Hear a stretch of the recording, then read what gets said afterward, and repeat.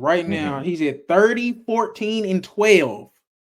Yep. He's fourth in the league in points, first in rebounds, first in assists. He's shooting 56 from the field, 56 from three, 84 from the free throw line. Absolutely Yep. crazy.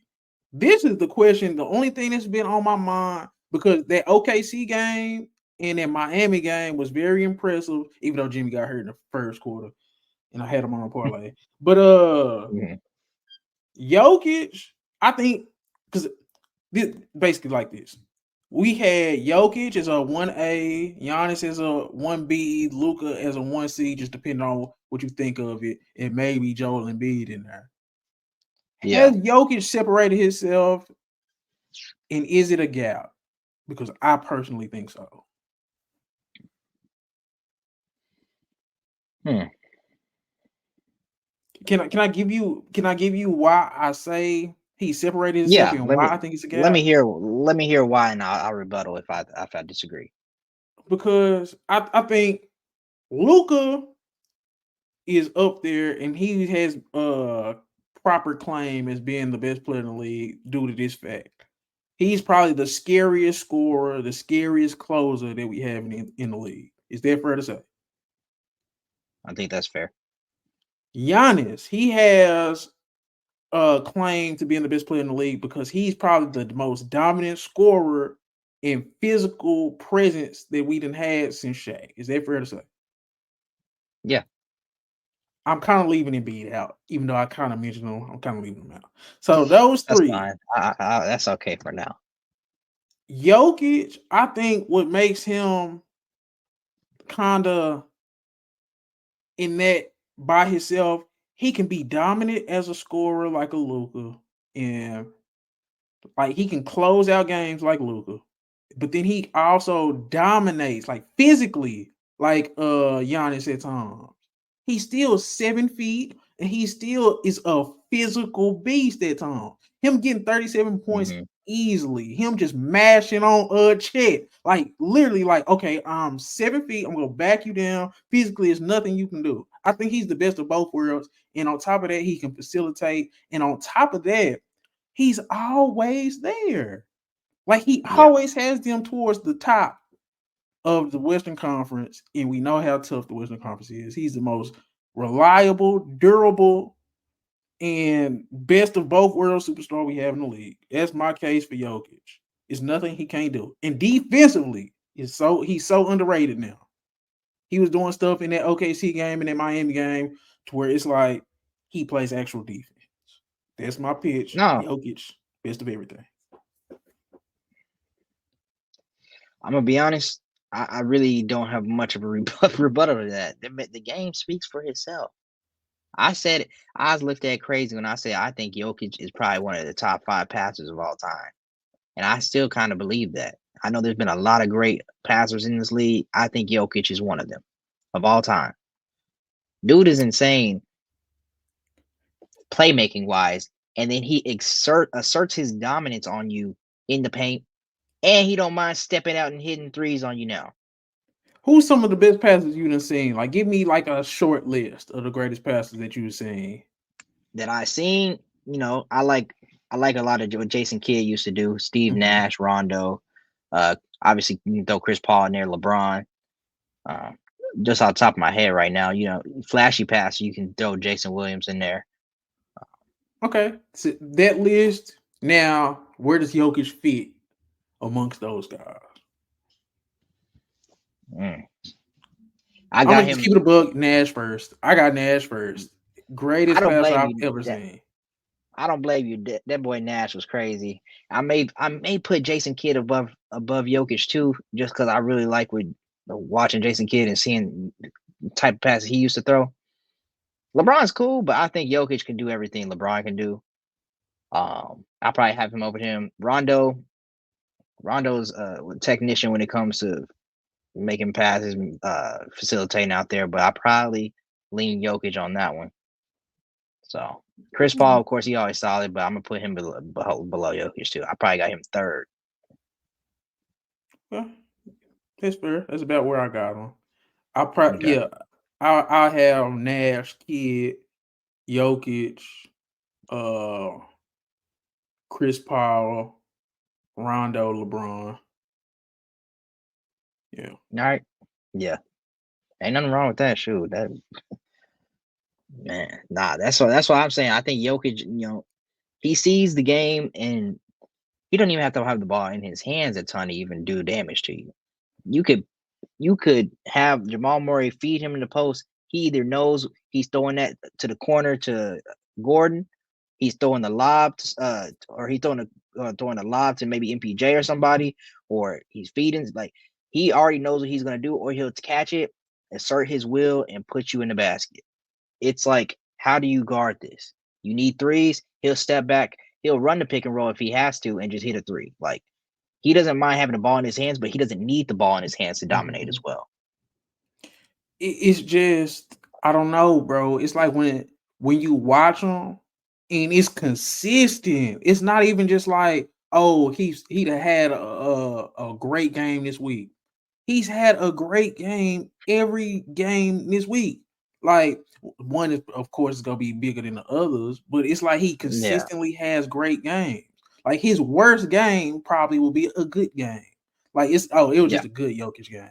Like he doesn't have yeah, bad games like that. I think his worst game that I can remember was probably was it the Embiid game? I'm trying to think of a bad Jokic game. It's since I've been watching them and really, really watching them, it's probably been like 2 in like 4 years. Like where it's just like, yeah, oh man, he was stinking it up. But yeah, he's just consistently great, and I think that's what separates him. Because like Luka will have a stinker here and there. I think Giannis has missed some time, like to the point where it's like he hasn't been available. I think the thing that mm, separates him and Giannis availability, and then what Giannis is doing off the court, and we'll talk about that later. I think the thing that separates him and Luka at times is Luka's maturity. Luka's just it's just certain things Luka's missing. Luka's of course younger, but hmm it's a consistent. He got a consistency factor over Luka, especially in these regular seasons. So yeah, I think that's kind of what it is because this was a perfect season for Luka to overtake Jokic as the MVP because I'm pretty sure if Luka would have had a great like first couple weeks, it would have been easy for us to kind of chalk him up as the MVP because we all felt like he's due. But the fact that Jokic is kind of like, nah, bro, hmm you You say just you ain't getting it that easy. You got to earn it. And I love Luca.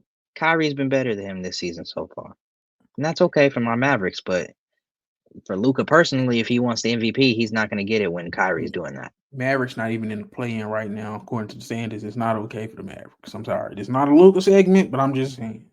No, that's Uh, why. Yeah, that's why I'm trying to keep it minimal. But I so what are your like expectations for this Nuggets team? Because I had low expectations for them. I'm trying to think where they standings are right now.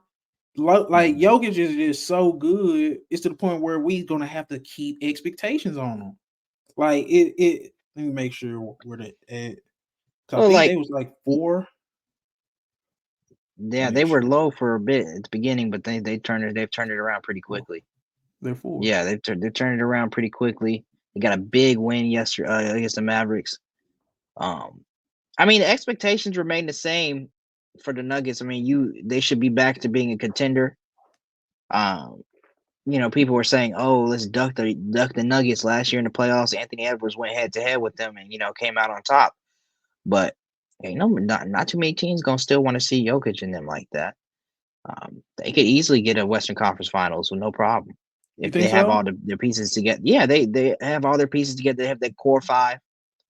Have their core five out there, which they're gonna have to rely on heavily because the depth isn't there. Even though Russell Westbrook has been showing up and being a positive factor for them so far this season, they're still, they're still working on their depth. They're still working on finding more consistent guys coming off the bench, whether it be Peyton Watson, Julian Straub, or somebody to be more consistent. But with the elevation of Christian Braun, it makes it easy to say bye KCP. Um, Michael Porter Jr. should be continuing to get a little better than what he has. He had a big shot, I think but that's what it is. I'm glad you mhm, brought up Michael Porter Jr. because I'm looking at the standings and I'm hearing what you're saying. Conference finals, for some reason, I don't know why. I know Jokic, best player in the NBA, but conference finals, it just sounds no. For some reason, I just feel like they not gonna get there. But then But again, the injuries is probably gonna play a part in it or whatnot. yeah, But the thing is, yeah, like the West is tough. Only 2 teams can make the conference finals, and there's like 4 really good teams out there. So because like it's hard to look at Dallas's record just because it's like they don't have they starting front court basically. yeah, Uh, and they're getting killed on the boards because of it. Chet is going to be out for 8 to 10 weeks. Durant is out for a couple of weeks. Ja Hmm. Morant, Desmond Bain, Marcus Smart, they all out. That's the Uh, Grizzlies' problem, but and they're still yeah, fifth. They're one yeah, game behind because the thing about the Grizzlies is they're still deep, and I think they have so many centers. Then they hmm, have backcourt. Like the Grizzlies are in fifth place, and they're leading the league in injured minutes. Most players who missed due to injury. So it's hmm, like I still think they're a team that's gonna be there. OKC still gonna be there. Phoenix is still gonna be there, and I think just from hmm, a depth standpoint, because you really don't want to get in a shootout with Kevin Durant and Devin Booker and Bradley Beal, and they've added depth. You don't really want to get into a shootout with SGA. I seen your face, J Dub and Chet, and they have a lot of depth. My thing is, it's hmm. not the Jokic problem. It's not the starting five. It's the depth. No, Christian Brown has got yeah, better, but it's like hmm, now he's part of their starting five. yeah. That's what I'm saying. So you may need somebody like Michael Porter Jr. to elevate a little bit more than he has. You may need Jamal Murray to quit skating by and actually be a number 2. You may need some of these things. You can't have Aaron Gordon being your second best player. That's basically the issue because we gonna get to it later. Because when we talk about some of these star trades, I think the Nuggets should pull a trade, and it should be centered around Michael Porter Jr. because it's like he should have some value and he has a big contract. So maybe you can get some pair some stuff with him and get you a Mhm, big fish because it's now or never for them. And I think mhm. it. You got anything else you want to talk about Jokic, Nuggets, and their start before we move on? So do you think Jokic is being overlooked as far as like that top guy and on another level and should be getting his 4th MVP and in these conversations with people? Like, are we not talking about him enough, or is he just, he's done it so much that it's not even a thing anymore? It's like normal. I think uh, it's gonna sound crazy, bro. Hmm. This dude might be the best player I ever seen. Like real talk, just in terms of just actual, just impact, skill, consistency, and the level of talent he's played with. He never played with an all star, bro. You see what I'm saying? Like he's That's gonna look never had an all crazy. star. That's gonna look crazy when we look back, yeah. And you would say Jamal Murray is an all-star. He plays, at an all-star level. Not lately. And then he lost the Jamal Murray year. He lost the Jamal Murray and MPJ year. It was an MPJ year. Like it's so much that Jokic has dealt with to where it's like he's probably not going to be looked at a certain way because of the accolades, the finals appearances, and whatnot. But in terms of what we've seen, how dominant they was when Jamal Murray was playing at that level, like Mhm, that was one of the best. That was one of the best finals runs we've seen. Like you beat that Minnesota team and Anthony Edwards. You beat LeBron and the Lakers. You beat who else they beat? They beat Phoenix, Kevin Durant, Devin Booker now.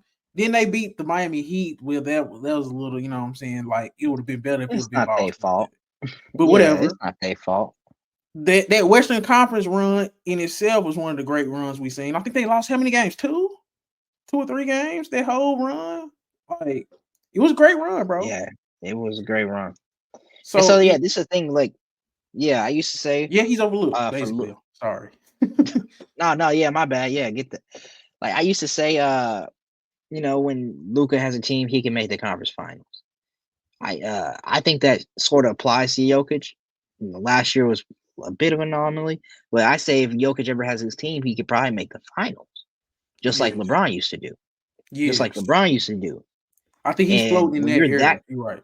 yeah, when you're in that area where you have your team, everybody, you have your team, then you pencil in a finals almost, you in high territory. And so that's the kind of area I look at Jokic at that kind of level. Not like, oh, he has his team, he can make a final conference finals, or he can go deep in the playoffs. It's like you have your team.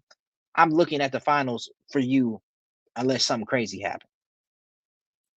I honestly think he's probably the best big man ever, bro. I'm trying to think like the Kareem shit. I'm sorry, the Kareem stuff that's cool. The Shaq stuff is cool. The Hakeem Olajuwon is cool. It's no big in NBA history. I'm taking over Nikola Jokic. I am sorry.